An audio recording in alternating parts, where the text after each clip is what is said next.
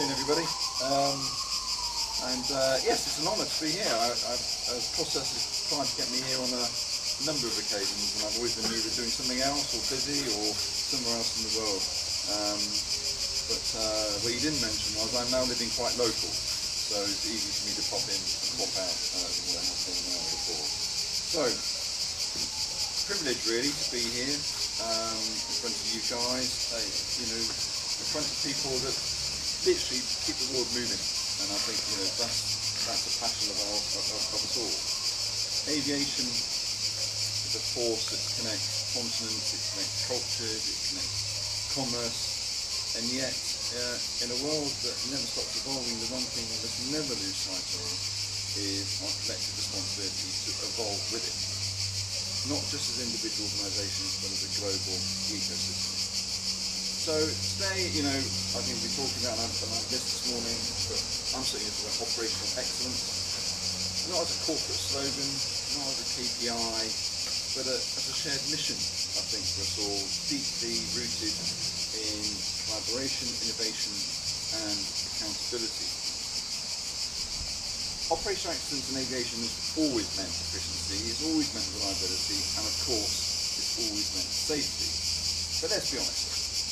In recent years, it's been marred by delays, disruptions, and often, or sometimes, results in the good old blame game that goes on.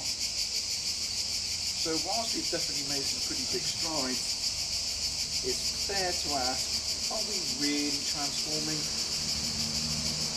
Or are we just tweaking? Are we just playing around the edges? Our mindset to operational excellence is in need, I believe, of a pretty big rehaul. You must redefine it as a proactive, dynamic discipline driven by data, driven by digitalisation and shared accountability. For we now face a future where passengers expect a seamless, personalised journey. Airlines demand precision and predictability. Airports require scalable operations. Regulators look for resilience and sustainability, and air traffic management, well, we sit smack bang in the middle of it all. So what does true operational excellence look like? Well, for me it means optimised flight schedules that respond in real time to conditions on the ground and in the air, dynamic forecasting that leverages machine learning to anticipate bottlenecks before they happen, streamlined ground operations where turnaround times aren't just measured but intelligently improved. And most importantly perhaps, an end-to-end digital thread connecting aircraft, airport, airspace and airlines. In ATM, this demands not just better airspace design or smarter flow management, but shared situational awareness amongst all the stakeholders. And here's the critical truth. No single organisation can achieve this alone. Operational excellence must become a collective mindset. Because the best forecasting model or the most advanced automation is only as effective as the weakest link in the network. Right now, too often, airlines plan based on outdated airport constraints, ATC manages demand without the full visibility into airline intent, ground operations work around a lack of real-time aircraft status. Surely we can do better than this. We need system-wide data sharing, interoperable platforms and real-time decision-making across all parties, from ANSPs to airlines, from airports to airline manufacturers, the whole lot. Imagine an airline sharing trajectory intent in real time with ANSPs. Airports feeding congestion data directly into airspace flow management systems. Ground handlers receiving predictive alerts about inbound delays. This isn't science fiction. These capabilities all exist today. The question is whether we're up for sharing this data freely between all of our different aspects or all different industries within the aviation ecosystem. To do that will take trust. And another key factor of the engine carrying all this is the technology.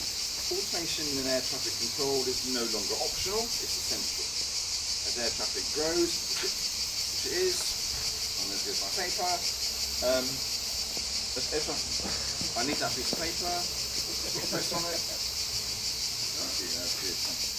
That's it. So automation air traffic goes on lots, it's edge sensible. As air traffic grows, toughest vehicles taken to our skies become more diverse, or put simply, our controllers simply will not be able to cope. And I don't feel very proud by saying that.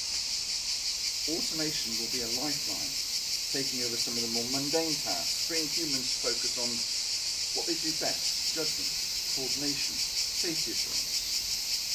AI, and that means many different things to many different people, and predictive analytics will allow us to move from reactive delay management to proactive disruption avoidance. AI won't replace experience, but it will enhance it with speed, scale, precision. Digitalisation, especially in how we manage aeronautical information, flight planning and real-time surveillance, will, I think, be a cornerstone. But tools, as many tools as you like, are not enough. Operational excellence means deployment, not just development. Are we just talking, or are we doing? In truth, technology is no longer the bottleneck. Leadership, trust, and commitment is. We need more partnerships. We need better behaviour, transparent data sharing, and collaborative decision making.